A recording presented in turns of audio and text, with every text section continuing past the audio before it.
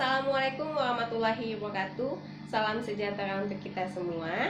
Perkenalkan, nama saya Gladys Retno Maharani, SPD MPD. Biasanya saya dipanggil Teacher Eno. Kali ini kita akan melanjutkan mengenai materi dinamika pelanggaran hukum. Mari kita lihat kasus-kasus pelanggaran hukum di Indonesia ataupun di sekitar kita sudah banyak kita temui. Pelanggaran hukum itu adalah perbuatan melawan hukum, di mana tindakan seseorang yang tidak sesuai atau bertentangan dengan aturan-aturan yang berlaku. Pelanggaran hukum merupakan bentuk ketidakpatuhan terhadap hukum. Ketidakpatuhan terhadap hukum bisa disebabkan oleh dua hal. Yang pertama, dari pelanggar hukum. Pelanggar hukum itu oleh si pelanggar sudah dianggap sebagai kebiasaan. Berarti dalam diri pelanggar itu sudah merasakan pelanggaran hukum itu hal yang biasa dia lakukan. Sedangkan yang kedua, yaitu hukum yang berlaku sudah tidak sesuai lagi dengan tuntutan kehidupan.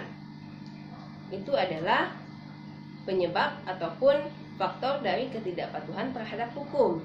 Selanjutnya kita lihat contoh-contoh kasus pelanggaran hukum yang ada di sekitar kita. Kita lihat yang pertama dari lingkungan keluarga.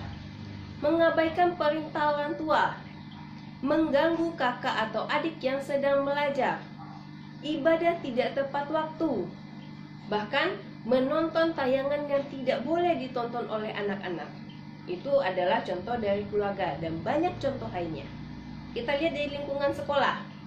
Mencontek ketika ulangan, datang ke sekolah terlambat, bolos mengikuti pelajaran, malah tidak memperhatikan penjelasan guru.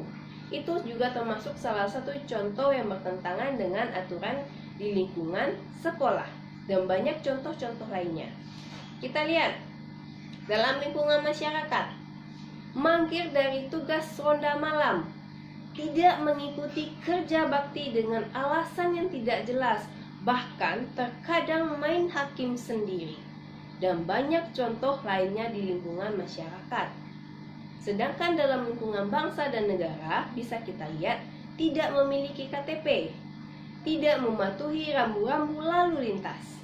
Kemudian apa? Melakukan aksi teror serta melakukan tindak pidana. Contohnya seperti pembunuhan, perampokan, penggelapan, pengedaran uang palsu dan yang lainnya. Kemudian masuk lagi kepada macam-macam sanksi atas pelanggaran hukum. Sanksi dan norma dalam masyarakat ada 4. Yang pertama, norma agama, norma kesusilaan, norma kesopanan, dan norma hukum. Kalau norma agama merupakan petunjuk hidup yang bersumber dari Tuhan yang disampaikan melalui utusan-utusannya. Contohnya beribadah, tidak berjudi, suka beramal. Sanksinya seperti apa?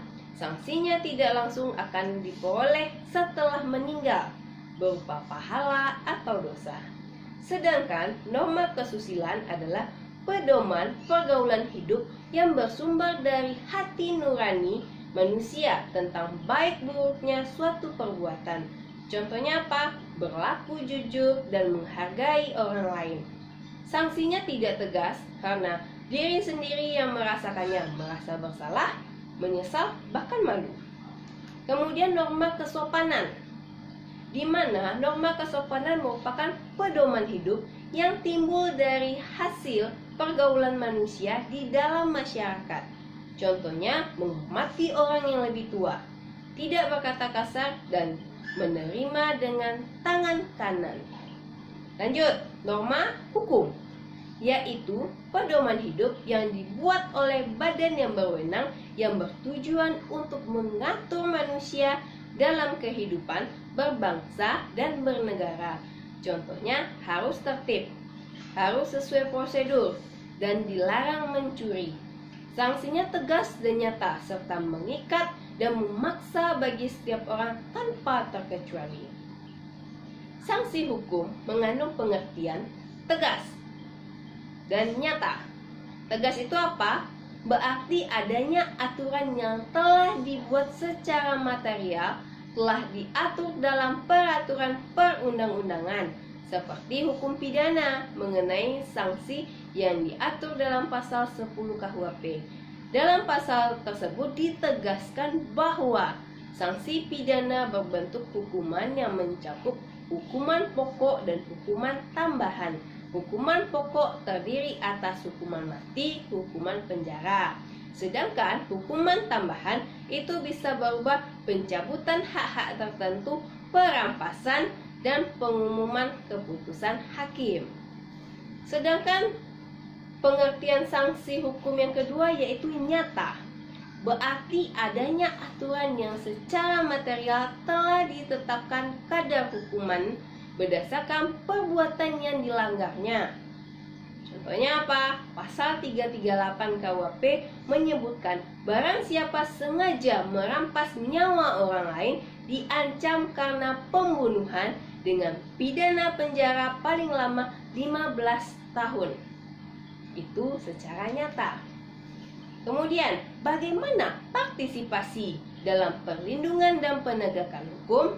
Bisa kita lihat, kepatuhan hukum itu mengandung arti bahwa seseorang memiliki kesadaran untuk memahami dan menggunakan peraturan perundangan yang berlaku, kemudian mempertahankan tertib hukum yang ada, serta menegakkan kepastian hukum. Sedangkan ciri-ciri orang yang berperilaku sesuai dengan hukum dapat dilihat melalui perbuatannya seperti disenangi oleh masyarakat pada umumnya, tidak menimbulkan kerugian bagi diri sendiri dan orang lain, tidak menyinggung perasaan orang lain, dan menciptakan keselarasan. Kemudian, mencerminkan sikap sadar hukum dan mencerminkan kepatuhan terhadap hukum. Oke, cukup sekian materi kita hari ini. Apabila ada salah kata, saya mohon maaf. Assalamualaikum warahmatullahi wabarakatuh.